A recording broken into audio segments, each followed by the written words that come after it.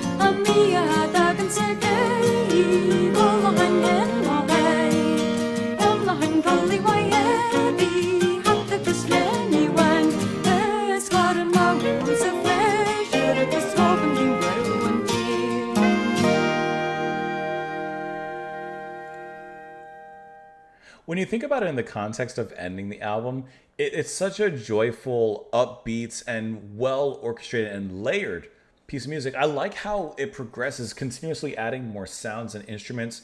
You know, in the beginning, starting off, very simply, just the strumming of the guitar, right? And then eventually you hear some keys underneath that begin to play a little bit, and it kind of adds this, in a way, a kind of Celtic, funky little melody underneath everything, which is really cool how it just moves things along. And the music has a really great swing to it. The bouncing of Moya's voice is really fun to listen to. Her cadence is joyous and excited. And then eventually more instruments come in. And most interestingly, I would say, is the saxophone, and seems a little bit of clarinet as well, performed by Neil Buckley. And looking at Neil Buckley, let's see, I'm just looking at some of his information here. Are there two different Neil Buckleys? Because it's giving me a former professional footballer. Unless he had a very storied career in sports and music. But yeah, for some reason when I click on Neil Buckley for clarinet and saxophones, it takes me to this Neil Buckley. Like I said, unless there's... maybe he was just very talented in what he did.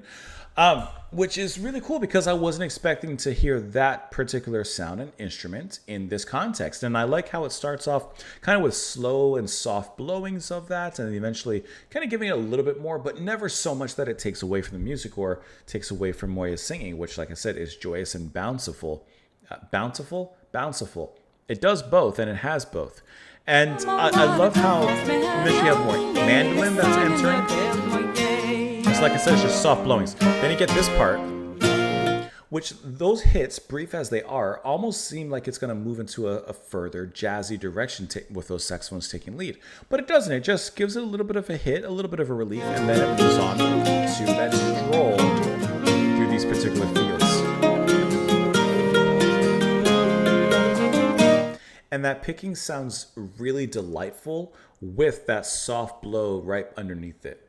I like how they both begin to become stronger and more forward in the music at that particular scene.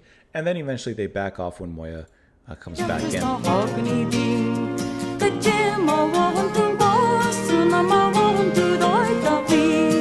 And I like how it's just this continuous swirl and swing of music and melodies, and it sounds like a fun celebration. It's a beautiful piece of music, and I really like how everything starts to kind of layer into itself, especially near the middle section to the end. We got the translation here. So the track translates to "The Trouble with Marriage." Interestingly enough, foaming at the heart of marriage, it is for all young boys. Something prefer, not lovely little girl, or a puntai woman and her. Maybe the translations aren't 100% correct. Great night snow or Shioptha was nice to chat with her rather than yellow black girl in his puntai and complaining sharply. Not I played happy love at regret day without sorrow, or that I put my mare in the ring in proof of program in his clergy. I found the woman ahead of me, but if so, she sang the love of my heart. But yellow black girl mirror listed. This may not be a 100% A to B translation. The night was my... According to books I wished haunts, 29 cows promised me with yellow black girl without beauty. 29 cows promised me with yellow black girl senseless. But woe that I married my ever in the maiden of the branches behind. I think it's talking about arranged marriage. This person was arranged in a marriage to someone that he really didn't love. And in the midst of that, he, of course, misses perhaps this maiden of the branches behind. Tuesday made my match, my ruin sharp. I took my followers' counsel, a big part of my definitely marriage on the woman without beauty. Unfortunate extension is not my tombstone. I ere gave my reason. Like this is not his end. When I go in to watch your funeral, he is... What if I tried doing a translate here? What if I tried doing a translate to English here? Let's see if maybe it's a little bit more exact. I don't know if it will be. My engagement was made on Tuesday, my prey and my bitter. Sorrow, I took the advice of my people. It is a great part of my happiness. I will definitely get married on the advice of the unattractive woman. It is a pity that my path was not extended before I gave my promise. Like he didn't live more of his life before he gave his promise, perhaps. When I go to a funeral, the young people ask me, how do you feel about marriage? Or do you feel about your youth and its lessons? I sing and recite poems. I feel great sorrow. It is the one who is not married that has the sports of the world. Like in your singleness, you have the whole world is an oyster. Compare as to what he's saying. I don't know. I enjoy being married, so listen. Everyone has a different reality. I would not make much effort if my husband died. The night I would leave in the mud, I would sleep my fill. I would buy a good suit of clothes, a hat, and a white shirt. I would put my desire in pleasure, and the worries of the world will take away from me.